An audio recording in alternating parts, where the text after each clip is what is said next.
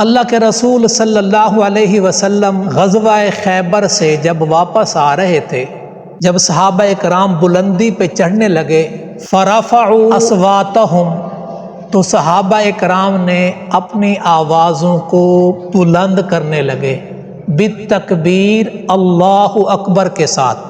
کس موقع پر؟ جس وقت بلندی کی طرف چڑھ رہے تھے۔ اور واپسی کہاں سے تھی؟ غزوہ خیبر۔ نہ اس میں زیادہ محنت ہوئی ہے، نہ شہادتیں ہوئی ہیں، نہ زیادہ مجاہدہ ہوا ہے، اور یہ خیبر فتح ہو گیا ہے۔ اب خوشی کا عالم بھی ہے، بلندی پہ بھی چڑھ رہے ہیں، بالتکبیر، اللہ اکبر، لا الہ الا اللہ۔ جب اس کو بلند کرنے لگے، کیا موقع تھا؟ خوشی، فتح ہوئی تو قدرتی آدمی وجد میں آ جاتا ہے۔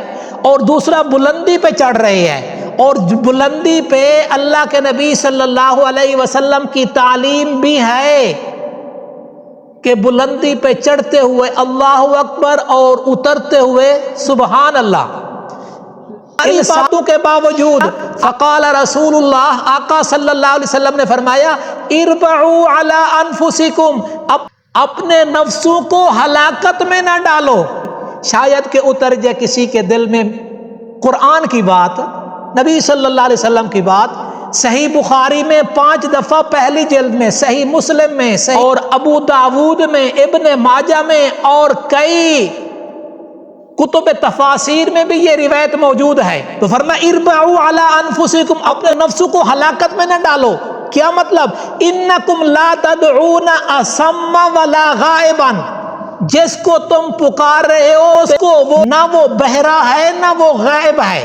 انکم تدعون سمیعا قریبا، بے شک جس کو تم پکار رہے ہو وہ سمیع ہے، وہ قریب ہے، وہو معکم، وہ تمہارے ساتھ ہے۔ یہ تو صحیح بخاری کی حدیث آپ کے سامنے آ گئی۔ اب اکثر مفسرین نے، علامہ ابن کثیر نے، امام تفسیر بغوی والے نے، اور تفسیر روح البیان والے نے، اور کئی مفسرین نے اس حدیث سے پہلے یا اس حدیث کے بعد، اس حدیث سے اوپر یا اس حدیث سے نیچے، کون سی 3 آیات؟ پہلی آیات لا، یہ صفحہ نمبر 27 ہے، آیت نمبر کیا ہے جی؟ 186۔ وَإِذَا سَأَلَكَ عِبَادِي عَنِّي فَإِنِّي قَرِيبٌ۔ میں نے عصر سے پہلے شیخ الحدیث صاحب کو فون کیا اور اس آیت کے حوالے سے، تو انہوں نے اس کا تھوڑا سا پس منظر بھی سنایا ہے۔ 2 آدمی بیٹھے، 4 آدمی بیٹھے، کچھ اللہ قریب ہے تو ہم آہستہ بلائیں، اور اللہ دور ہے تو ہم زور سے پکاریں۔ اللہ نے یہ آیت نازل کر دی۔ کون سی آیت ہے جی؟ وَإِذَا سَأَلَكَ عِبَادِي عَنِّي فَإِنِّي قَرِيبٌ، اے میرے نبی، جب میرے بندے آپ سے میرے بارے میں سوال کریں، فَإِنِّي قَرِيبٌ، تو آپ بتائیں ان کو بے شک میں قریب ہوں۔ آگے سنیے، اجیب دعوت الداع اذا دعان، میں دعا قبول کرنے والے کی دعا کو قبول کرتا ہوں۔ فَلْيَسْتَجِيبُوا لِي، جب وہ مجھ سے دعا کرے۔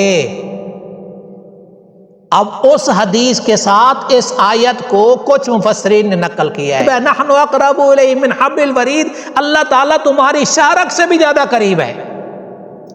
یہ ایک آیت ہو گئی۔ اب دوسری آیت سورۃ الاعراف کا صفحہ کون؟ 143 اور آیت نمبر 55۔ آیت نمبر کیا ہے جی؟ 55۔ اب دیکھو، ادعوا ربکم تضرعا وخفیا۔ میں نے کیا بتایا؟ اس حدیث جو میں نے آپ کو سنائی ہے، مفسرین محدثین نے اس حدیث سے اوپر یا اس حدیث سے نیچے، یا پہلے آیت کی تفسیر کی ہے پھر حدیث کوڈ کی ہے، یا پہلے حدیث کوڈ کی ہے پھر آیت کی تشریح اور تفسیر کی ہے۔ ادعوا ربکم تضرعا وخفیا، تم اپنے رب کو پکارو تضرعا، عاجزی کے ساتھ، وخفیتاً، آہستہ، انہ لا یحب المعتدین، اللہ تعالیٰ نہیں پسند کرتا حد سے گزرنے والے کو۔ لیکن بات یہاں ختم نہیں ہوئی، پیچھے بات ہے ادعوا ربکم، اور آگے ولا تفسدوا فی الارض بعد اصلاحہا، آگے کیا لفظ ہے؟ وَادْعُوهُ خَوْفًا وَطَمَعًا۔ اب اس میں بھی دعا کا تذکرہ ہے، پہلے دعا کا ذکر ہے، فرمایا اِنَّهُ لَا يُحِبُّ الْمُعْتَدِينَ، پھر دعا کا تذکرہ کرنے سے پہلے فرمایا لَا تُفْسِدُوا فِي الْأَرْضِ بَعْدَ إِصْلَاحِهَا، زمین میں اصلاح ہو جانے کے بعد فساد نہ کرو، اور پکارو تم اس کو خوف اور طمع کرتے ہوئے۔ ان رحمت اللہ قریب من المحسنین، بے شک اللہ کی رحمت کے قریب نیکی کرنے والے ہیں۔ اب اس کا سیاق و سباق بھی آپ نے سمجھنا ہے۔ میں ذرا آگے تیسری آیت کا حوالہ دیتا ہوں، صفحہ نمبر ہے جی 160، صفحہ نمبر کیا ہے جی 160، یہ آیت نمبر ہے جی 205، لیکن 204 بھی دیکھ لو، یہ 204 آیت جو ہے آیت نمبر 204 کس کے بارے میں ہے؟ نماز کے بارے میں۔ ذرا سنیے، وَإِذَا قُرِئَ الْقُرْآنُ، اور جب پڑھا جائے قرآن مجید، فَاسْتَمِعُوا لَهُ، پوری توجہ کے ساتھ کان لگا کر سنو، وَأَنصِتُوا، اور خاموش رہو، لَعَلَّكُمْ تُرْحَمُونَ، تاکہ تم پر رحم کیا جائے۔ وَاذْكُرْ رَبَّكَ، یاد کریں آپ اپنے رب کو، تو فی نفسی کا دل میں، فی تضرعن کا معنی عاجزی کے ساتھ، وخیفتن آہستہ، ودون الجہر، دون کا معنی سوا، بغیر، دون کا معنی بغیر اونچی بات کے، بغیر اونچی آواز کے۔ ایک ہی آیت میں 3 دفعہ تذکرہ آ گیا کہ آہستہ، بالغدو والآصال، صبح اور شام، صبح اور شام۔ اب دوبارہ معنی کرتا ہوں پھر آسانی ہو جائے گی۔ یاد کرو اپنے رب کو صبح شام، دل میں عاجزی کے ساتھ، آہستہ، نہ کہ اونچی آواز میں۔ وَلَا تَكُن مِّنَ الْغَافِلِينَ، نہ ہو جائیں غافلوں میں۔ اب اس میں تو ساری بات آ گئی، جس قسم کا ذکر ہے جو بھی پڑھنا ہے آہستہ پڑھے۔ ابو جہیم سے روایت ہے، ذرا اونچا پڑھیں یہ جو لکھا ہوا ہے۔ حضرت ابو جہم سے روایت ہے، فرماتے ہیں کہ جناب رسول اللہ صلی اللہ علیہ وآلہ وسلم نے ارشاد فرمایا، نمازی کے آگے سے گزرنے والا اگر یہ جان لے کہ اس کی کیا سزا ہے تو نمازی کے آگے سے گزرنے کے بجائے 40 سال تک کھڑا رہنا بہتر خیال کرے۔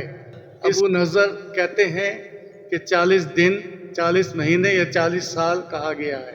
اب یہ آگے جو گزر رہا ہے، نبی صلی اللہ علیہ وسلم اصل سمجھانا کیا چاہتے ہیں کہ وہ نمازی اور اللہ کا جو لنک جڑا ہوا ہے نا، آگے سے گزرنے کی وجہ سے اس لنک میں فرق آئے گا، اس تعلق میں فرق آئے گا۔ اس پر اتنی وعید ہے کہ 40 دن، 40 مہینے یا 40 سال، اگر ایک آدمی اونچا ذکر کرتا ہے، اونچا پڑھتا ہے، یعنی آپ کو خلل نہیں آتا، یہ آپ کے سامنے ہے، اس سے صرف آگے سے گزرا، اس کی وعید ہے۔ اور جو اونچا پڑھے گا، اونچا کرے گا، تو کیسے اس کی دوسروں کی نماز کیسے ہوگی؟ آپ لوگ کی ذمہ داری صرف امام کی نہیں ہے، یہ قرآن مجید سب کے لیے ہے۔ تو آپ نے دائیں بائیں آہستہ اشارہ کرے، آہستہ آہستہ۔